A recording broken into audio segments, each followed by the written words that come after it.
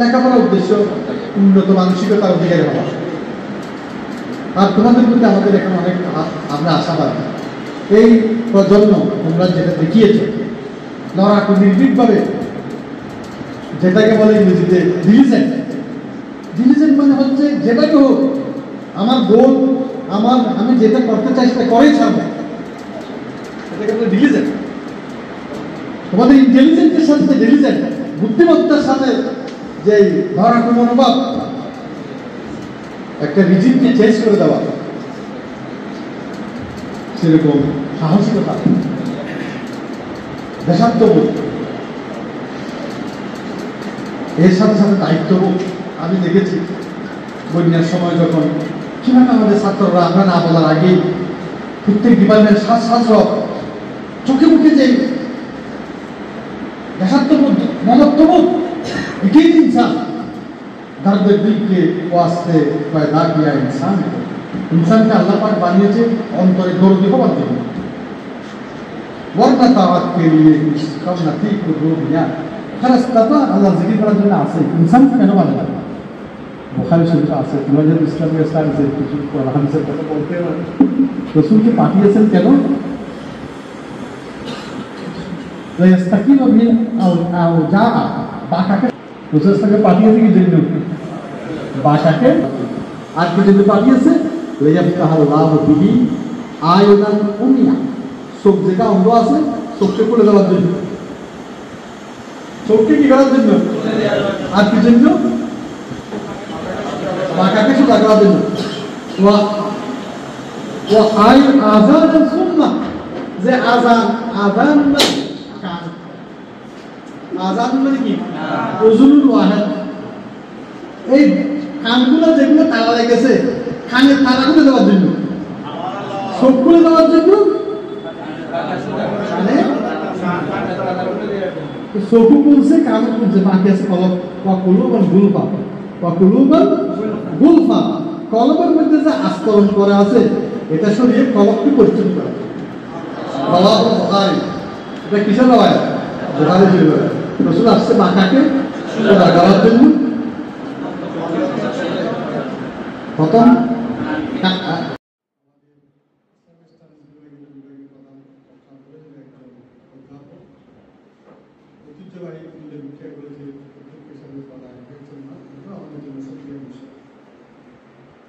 যে বিষয়টি তোমাদের এই জীবন আমাদের ছিল, আমরা তোমাদের মতো এরকম সুযোগ সুবিধা পাই নাই। আমাদের এই বন্ধুত্বকে ধরে রাখার তখন এরকম ছবির ব্যবস্থা, ভিডিওর ব্যবস্থা ছিল, তাই না? আমাদের অনেক বন্ধু বান্ধব, এবং এটা একটা অনেক পবিত্র বন্ধুর সম্পর্ক।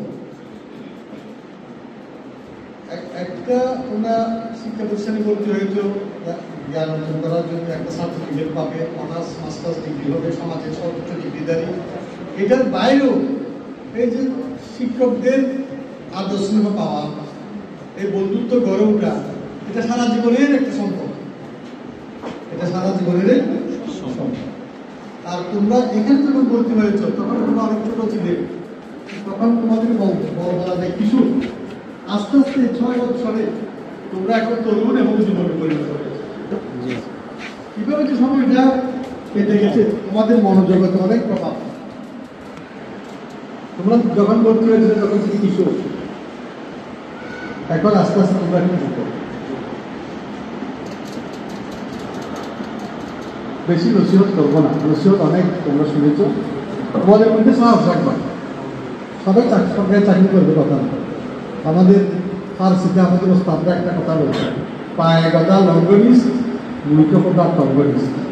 আমাদের পাও করা না, আল্লাহ মুলুকু এত ছোট না, শুধু রিজিকের মালিক আল্লাহ। একটা কিছু করেই মানুষের ব্যবসা করবে, তার দায়িত্ব পালন করবে, কেউ মসজিদের ক্ষতি করবে, কেউ আল্লাহ বড় মাপে মলিও হয়ে যাবে। সুতরাং পথ সবার জন্য করবে, শুধু চাকরি করবে, কেরানি হবে, অফিসার হবে, এটা তো হতে হবে, কিন্তু এগুলো এত বড় কিছু না। সমাজের একটা ক্ষুদ্র অংশ। আমাদের বাংলাদেশের সরকারি চাকরি করে মাত্র 14 লাখ মানুষ, কর্মচারী সামরিক বেসামরিক মিলে 14 লক্ষ। সেদিন একটা ডাটা দিল সরকার।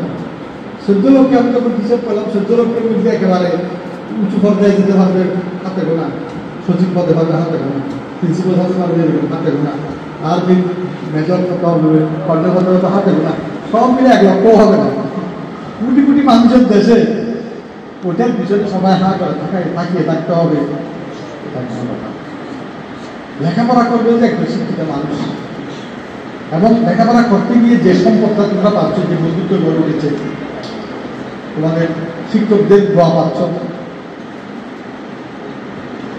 তারপর তোমাদের যে মানসিক শক্তি, একজন শিক্ষিত মানুষ হিসেবে আমরা ইংরেজিতে যে সফট স্কিলের কথা এখন বলা হচ্ছে, এমপ্যাথি, তার প্রতি সহানুভূতিশীল হওয়া, নিজের দেশকে জানা, দেশের অর্থনীতি, সমাজনীতি, দেশের রাজনীতি, এগুলো বুঝতে পারা, এগুলো বুঝলে মানুষের মধ্যে নেতৃত্ব সৃষ্টি হয়, দেশাত্মবোধ, দেশপ্রেম সৃষ্টি হয়। লেখাপড়ার উদ্দেশ্য উন্নত মানসিকতার অধিকারী হওয়া। আর তোমাদের প্রতি আমাদের এখন অনেক আমরা আশাবাদী। এই প্রজন্ম তোমরা যেটা দেখিয়েছ, লড়াকু নির্ভীকভাবে, যেটাকে বলে ইংরেজিতে ডিলিজেন্ট। ডিলিজেন্ট মানে হচ্ছে যেটাকে হোক আমার গোল, আমি যেটা করতে চাই সেটা করেই ছাড়বো, এটাকে বলে ডিলিজেন্ট। তোমাদের ইন্টেলিজেন্টের সাথে ডিলিজেন্ট, বুদ্ধিমত্তার সাথে যে লড়াকু মনোভাব, একটা রিজিমকে চেঞ্জ করে দেওয়া, সেরকম সাহসিকতা, দেশাত্মবোধ, এর সাথে সাথে দায়িত্ববোধ। আমি দেখেছি বন্যার সময় যখন কিভাবে আমাদের ছাত্ররা আমরা না বলার আগেই প্রত্যেক ডিপার্টমেন্ট ছাত্র চোখে মুখে যে দেশাত্মবোধ, মমত্ববোধ, এটাই ইনসান। দর্দের দিলকে ওয়াস্তে পয়দা কিয়া ইনসান। ইনসানকে আল্লাহ পাক বানিয়েছে অন্তরে দরদি হওয়ার জন্য। ওয়ারনা তাওয়াত কে লিয়ে কুছ কম নথি কো দো দুনিয়া। খারাস্তাতা আল্লাহ জিকির করার জন্য আছে। ইনসান কেন বানালেন? বুখারী শরীফে আছে, তোমাদের ইসলামের সাথে কিছু হাদিসের কথা বলতে হয়। রাসূলকে পাঠিয়েছেন কেন? রাস্তাকিম বিল আওজা, বাঁকাকে রাসূলকে পাঠিয়েছে কি জন্য? বাঁকাকে। আর কি জন্য পাঠিয়েছে? লিয়াফতাহাল্লাহু বিহি আয়ুনান উমিয়া, চোখ যেটা অন্ধ আছে চোখকে খুলে দেওয়ার জন্য। চোখকে কি করার জন্য? আর কি জন্য? বাঁকাকে সোজা করার জন্য। ওয়া আই আযান সুন্নাহ, যে আযান, আযান মানে কান, আযান মানে কি? উযুনুল ওয়াহিদ। এই কানগুলো যেগুলো তালা লেগেছে, কানের তালা খুলে দেওয়ার জন্য, চোখ খুলে দেওয়ার জন্য, চোখও খুলছে, কানও খুলছে, বাকি আছে কলব। ওয়াকুলুবান গুলফা, ওয়াকুলুবান গুলফা। কলবের মধ্যে যে আস্তরণ করা আছে, এটা সরিয়ে কলবকে পরিচ্ছন্ন করা। রাওয়াহুল বুখারী, এটা কিসের রাওয়ায়াত? বুখারী শরীফের। রাসূল আসছে বাঁকাকে সোজা করার জন্য।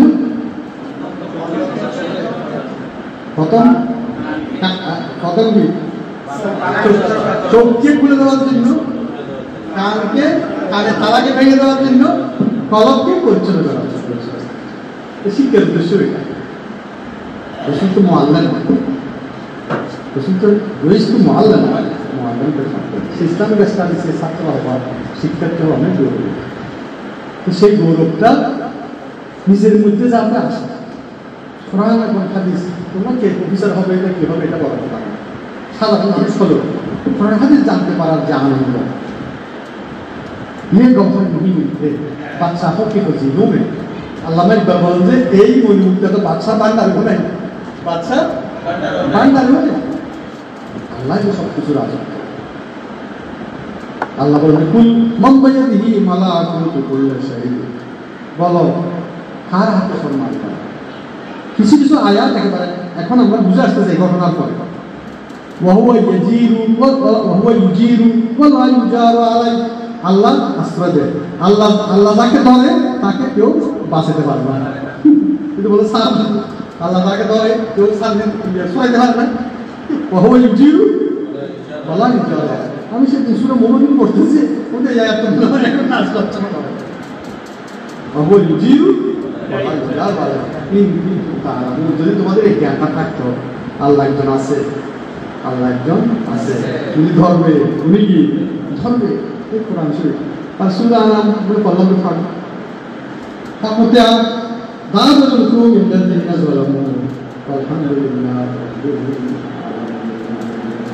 ফাঁকতে দাঁড়ানো খুব দিতে পারি আল্লাহ জালেমদের লেসা কেটে দিছে, লেসা কেটে দিছে যুগে যুগে আমি কামাকে বলছি না, যুগে যুগে ফেরাউন নমরুদ হোগা কবে সমুদ্রের যে কাহিনীগুলো আল্লাহ বলেছেন আল্লাহ তাদেরকে লেসা কি করে দিছে, কেটে দিছে। আমাদের আল্লাহ শুকরিয়া করা আলহামদুলিল্লাহ, আল্লাহ শুকরিয়া। আল্লাহ পাক আমি এখানে তোমাদের খেদমতে ছিলাম, আল্লাহ পাক আমাকে অদ্ভুত হিসাবে কবুল করেছে। তোমাদের আরেক সাল এখানে খেদমতে ছিল, তোমাদের খেদমতে ছিল, আল্লাহকে উচ্চার আল্লাহকে সীমাবদ্ধতা মানুষের অনেকের আছে, আমারও অনেক সীমাবদ্ধতা আছে, স্যার অনেক সীমাবদ্ধতা আছে। দোয়া করি আল্লাহ পাক যাতে যোগ্যতা দান করে। তোমার পতাকা যারে দাও তারে পরিবারে দাও শক্তি, পতাকা যাকে দিয়েছে আল্লাহ তুমি পতাকা দিয়েছে সেটাকে তৌফিক দাও, তুমি কি দাও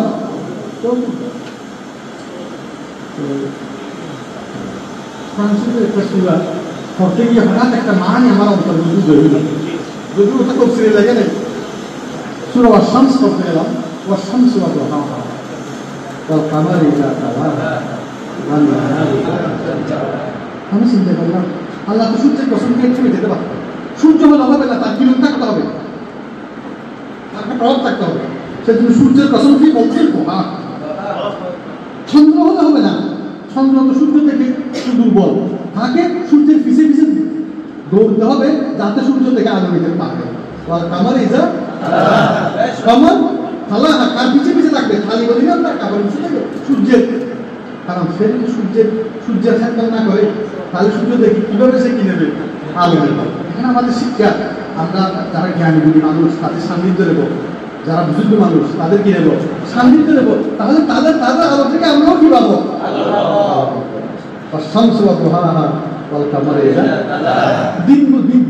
দিন বললে হবে না, দিন নামের দিন হলে হবে না, জানলা তার আলো হতে হবে, দিন বলতে আলো থাকতে হবে, আলো না থাকলে দিন এটা একটা দিন হইল।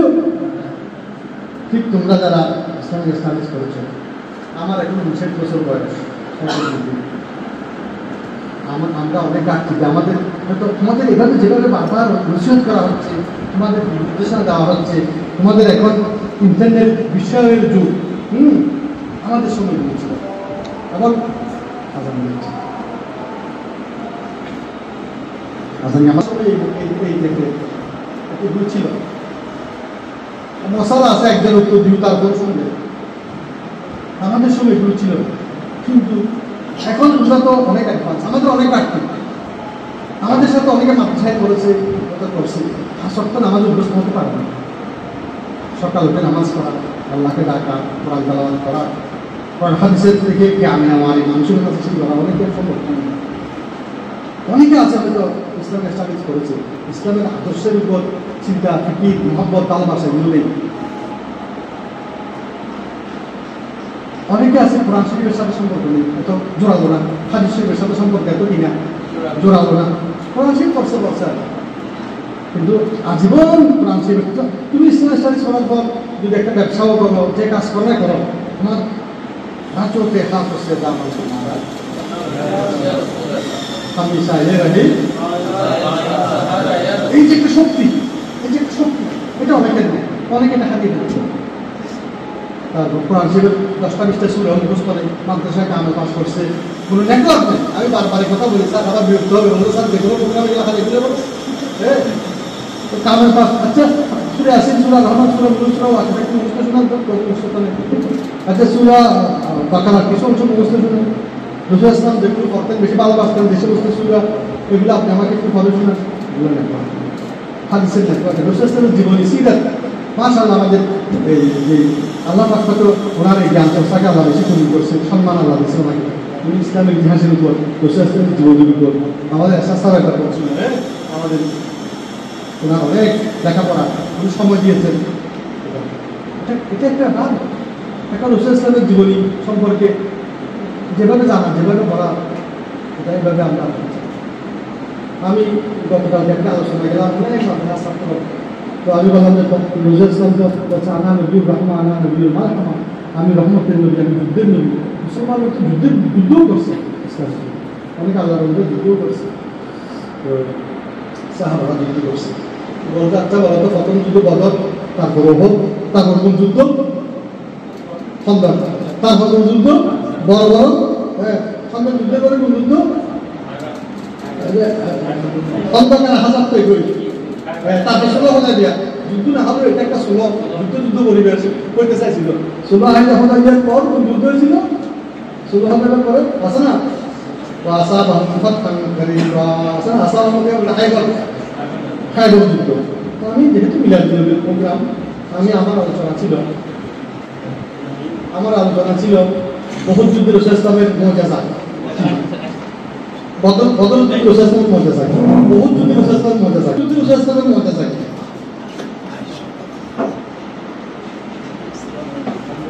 এগুলো দেখলাম যে যেভাবে জানান ছাত্ররা, অথচ কামেল বুখারী থেকে কিতাবুল মাগাজি করেছে সমস্যা। এই শুনো, ফলা করলে হবে না, অষ্টম সহ দোহা সূর্যটাকে হবে না, ফলার মতো ফলা করতে হবে। রসুল ইসলাম ধর্মান শহীদ হয়েছে যুদ্ধক্ষেত্রে, যে আমার রসুল মহব্বত আছে কিন্তু আমার এমন কেন নেই, জানলে কেন?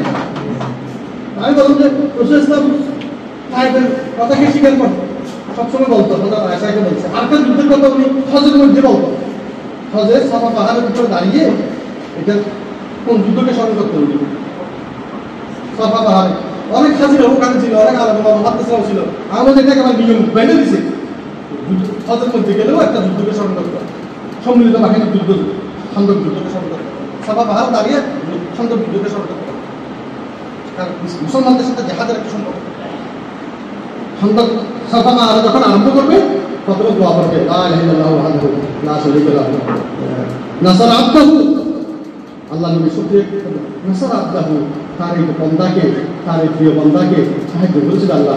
হাজাবাল হাজাবা ওয়াহদাহু, আল্লাহ সম্মিলিত বাহিনীকে ওই দিন আল্লাহ কুদরতকে ঝড়ঝামসা দিয়ে এদেরকে কি করেছিল? পরাজিত করেছিল। এই খন্দক যুদ্ধের শুকরিয়া সাহাবারা দাঁড়িয়ে করেছেন এবং সেটা সুন্নতে আবদ্ধ। যত হাজিরা যাবে খন্দক যুদ্ধকে কি করবে? মুসলমানদের জেহাদের প্রয়োজনীয়তা বুঝবে, আল্লাহ সাহায্য প্রয়োজনীয়তা বুঝবে, আল্লাহ সাহায্যের দরকার আছে, আল্লাহ সাহায্য এসেছিল, কৌশলের দরকার আছে। সলমান ফার্সি কি করেছিল? খন্দক করেছিল। যাই হোক, খন্দক যুদ্ধ, এই 16 এগুলো এমনি পরে, কিন্তু বুঝানো আকারে এটা ব্রেনের মধ্যে রাখতে হবে, জাতিকে বলতে হবে তোমরা হবে দায়ী, তোমরা বিশেষ অফিসার হও, প্রফেসর হও, এটা ব্যবসায় করে, তোমরা ব্যক্তিগতভাবে দায়ী, কোরআন হাদিসের চর্চা থাকবে। তো আমরা এই বয়সে এসে সহিভাবে আমি সহিভাবে কোরআন এখনো অনেক বড় কথা রয়ে গেছে, কারণ একটা গুজামিল এক পরিবেশে আমরা বড় হয়েছি, খালি গ্রুপিং এর বিরুদ্ধে ইসলামের স্পষ্ট ঝর্ণা থেকে, ওখান থেকে স্পষ্ট ঝর্ণার পানি খাওয়ানো আমাদেরকে, এই পরিবেশ আমাদের ছিল না। নামাজের টাকাটা ছিল না, কোরআন চুরি করে কোরআনের এলম দেওয়ার টাকাটা ছিল না, রসুল ইসলামের সিরতকে ওখানে তুলে দেওয়ার টাকা, আমাদের মধ্যে যাতে একটা আদর্শ সৃষ্টি হয়। আমাদের একটা মাদ্রাসা করেছে, ইসলামী শিক্ষা পড়েছে, আরবিক পড়েছে, কিন্তু এর প্রভাব মনোজগতে নেই, ইসলামের নেই, ইসলামের আখলাক নেই। অথচ আমাদের আকিদা স্পষ্ট, এই আকিদাগুলো তো আমাদের পরস্পর কাটা সরাসরি অনেক আকিদা, যেগুলো ফরগাছার মতো মূল পাওয়া যায় না, ওই গাছের মতগুলো ফরগাছা আছে না, সেটা তুমি শিকড় পাবে না, কিন্তু যেগুলো কোরআন হাদিসের আকিদা সেগুলো শক্ত শিকড়। দারাবাল্লাহু মাসালান কালামাতান তাইয়্যিবাতান কাশাজারাতিন তাইয়্যিবা আসলুহা সাবাতুন ওয়া ফারউহা ফিস সামা, এগুলো কোনো ফরগাছা, এগুলো মৌলিক বিষয় আছে, সেই মৌলিক বিষয়গুলো আমাদের আলোচ্য বিষয় ছিল না। এবং কোরআন শুরু করে পড়ানো, কোরআনের সাথে সাথ লাগলে এই যে নামাজে কোরআন শরীফ পড়া, তাই সারা বসে ইমাম বললো আবার এখানে আমি আজকে সকালে ইমাম থাকতে বলছি, তাই সারা বাস পড়া কোরআনকে আবেগ নিয়ে সকালে পড়েন না, আর যেটা পড়েন আপনি আলেম মানুষ, অর্থ আপনি কলমে রাখেন, একরাউ কোরআন ইয়ানজিলু আলাইহি, কোরআন পড়েন, কোরআন আপনার উপর কি নাযিল। আন্দাজে একটু মুখস্থ করেছেন, আপনারা আলাকের না পারবেন, বুঝছেন? উন্নয়নের কোনো নেটওয়ার্ক নেই, অন্য কারণে টাকা হাতি সব কোরআনের কিন্তু একটা আবেগ, বিশেষ করে যে আবেগ যে কোরআন শিখ করতেন, কোরআনে কান্না করতেন, কোরআন করতে করতে সে আবেগ আমাদের মধ্যে নেই। তোমরা আমার বিরক্ত হচ্ছে নামাজের সময় আমাদের মধ্যে আমার দুর্বলতার কথা বলছি। অনেক কোরআন আমার মুখস্থ ছিল সুরা, এই বৃদ্ধ বয়সে এসে আমি কোরআন শিখের সুরা মুখস্থ করছি, আমপারা মুখস্থ করছি, বিভাগে থাকতে আশা সাথে নিয়ে আমপারাটা মুখস্থ করছিলাম, সুরে আসিন পরে মুখস্থ করছি, সুরা মুলুক পরে মুখস্থ করছি। কোরআনের রসুল ইসলামের সিরিয়াল ভালো আমি করিনি, কোরআন উপরে থাকাটাও নেই, মশালার ভাই মাথাটা একটা রাখছে। পরে আমি যখন সমস্ত আমি তো আহা আমি তো রসুল ইসলামের জীবনে থেকে অনেক দূরে, এগুলো তো আমি জানি না। তোমাদের তোমাদের সুযোগ আছে, তোমাদের সিরিয়াল আছে, সবগুলো সুন্দর করে দেওয়া হয়েছে, তোমাদের তফসিল দেওয়া হয়েছে, তোমাদের আকিদার বই এখানে দেওয়া হয়েছে, রসুল ইসলামের জীবনী এখানে দেওয়া হয়েছে, সমাজ বিজ্ঞান দেওয়া হয়েছে, অর্থনীতি দেওয়া হয়েছে, তোমাদের ইংরেজি দেওয়া হয়েছে। তোমরা তো সব কিছু মিলিয়ে একটা সবকিছু তোমাদের হাজির রেখো, শুধু তোমরা একটু সময় দাও, টাইম, ট্যালেন্ট, এনার্জি, সময়, পরিশ্রম, মেধা যদি দাও, আল্লাহর পক্ষ থেকে কি আসবে? তৌফিক আসবে। তোমাদের এই যে বন্ধুত্ব, এটা কোনো তুলনা নেই। আজকে তোমাদের এই যে তোমাদের দুনিয়ার বাইরে হয়ে এসেছে, এই যে ছাত্র জীবনের এই মুগ্ধতা, এটা একটা স্মৃতির অংশ। এই যে স্যার বিরোধী আদর স্নেহ, এগুলো তুলনা কিন্তু তাও পাবো না, এগুলো এই বন্ধুত্বের কোনো তুলনা নাই, এই শিক্ষকদের আদর স্নেহের কোনো তুলনা নাই। তোমাদের দোয়ায় আমি চট্টগ্রাম কলেজের অধ্যক্ষ হয়েছি, আমাদের প্রফেসর আবুল বশর স্যার আজকে অধ্যক্ষ হয়েছেন। স্যারের প্রতি দোয়া, স্যারকে আল্লাহ সুস্বাস্থ্য দান করেন, তাকে তৌফিক দান করেন, সব কিছু সামাল দিয়ে উনি যদি সফল হয় সেই গৌরবের অংশীদার আমরাও, আমাদের সাবজেক্ট আমাদের অংশীদার।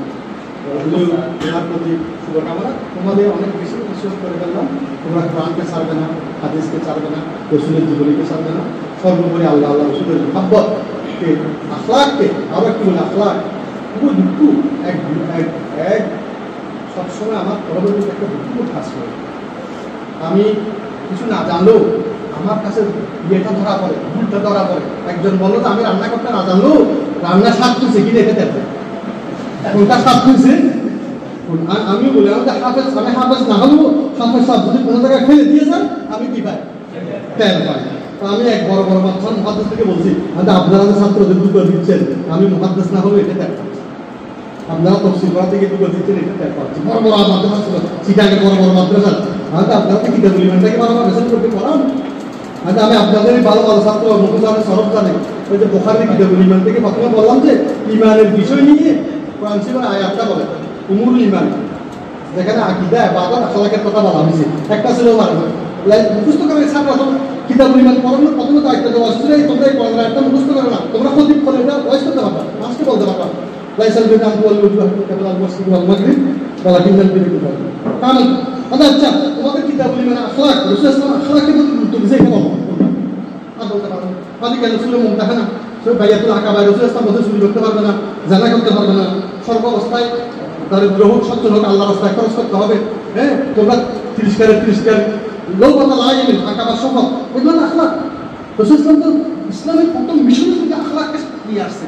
তখন তো কেউ ছিল না আকাবার প্রথম শপথ, কিন্তু শপথে বলতেছে কি করতেছে, চুরি করতে পারবে না, জানা করতে পারবে না, অপবাদ দিতে পারবে না, সর্ব অবস্থায় খরচ করতে হবে, সবসময় রসুলের প্রতি মহব্বত রাখতে হবে, আনুগত্য করতে হবে। আল্লাহ হাফুনাতুল্লাহি লৌহতা 30 ক্যারেট 30 ক্যারেট করতে পারবে না, পরোয়া করতে পারবেন না। কিতাবুল ইমান পড়ছো তো, কিন্তু নেটওয়ার্কের মধ্যে এগুলো নেই, আমি কিতাবুল ইমান কি যেটা পড়ার আমি বলছি আপনারা যে দুটো দিচ্ছেন এটা আমি টের পাই, এখান থেকে আমি কলেজে মাস্টারি করি, আপনারা যে দুটো দিচ্ছেন এগুলো ছেড়ে থেকে ফরটিন তোমার ছেড়ে তুমি বলতেছে এই কিতাবুল ইমানের এই কথাগুলো বলে, তুমি বলো আয়াতটা বলো, লাইসেন্স দিতে এই তুমি বলো ভাই টাকা বাক্স হবে এটাই ইমানের অংশ, এটা বলো। আপনি তো পারেন না, খালি কতক্ষণ পরে বাত রাখছেন তখন চলে গেছেন, তারা কিছু নিয়ে যেতে পারে নাই। আমি বারবার আমাদের ইসলামিক স্টাডিজ স্যারদের স্যার এমনভাবে পড়াইতে হবে যাতে এখান থেকে কিছু নিয়ে যেতে পারে, যাতে সে তারা বলে আমাদের আশ্বাস বারবার বলতে তোমরা সুরা একটা মুখস্থ করো, সুরার কথাটা মুখস্থ নিয়ে যাও, বলতে পারবে যে আমরা ইসলামিক স্টাডিজ যে বলে এগুলো তুলে নিচ্ছি, এগুলো নিয়ে নামাজ পড়ো, এগুলোর আদর্শ না, রসুলের জীবনীটা এখান থেকে নিয়ে যাও, ইসলামের প্রার্থিত্ব অধিকতা এখান থেকে নিয়ে যাও, নেতৃত্ব আল্লাহর উপর সফর সফরটা এখান থেকে নিয়ে যাও। আমি অনেক নসিহত করবো না বলেই না অনেক নসিহত করে ফেলেছি। আমি তোমাদের প্রতি শুভকামনা রেখে তোমাদের দুনিয়া আল্লাহ আখিরাতে যাতে সফল হও, তোমাদের এই বন্ধুত্ব যাতে চিরজীবন থাকে, তোমাদের এই অনুরোধ বন্ধন যাতে কিয়ামতের ময়দানেও আমাদের সাথে তোমাদের কি হয়, দেখা হয়। এই আশাবাদ ব্যক্ত করে আমার আলোচনা এখানে শেষ করছি। ওয়া আখিরু দাওয়ানা আলহামদুলিল্লাহি রাব্বিল আলামিন। আমি আবার পরিশেষে স্যারের দীর্ঘায়ু বছর দীর্ঘায়ু ফিরাজ কামনা করছি। সবাইকে ধন্যবাদ।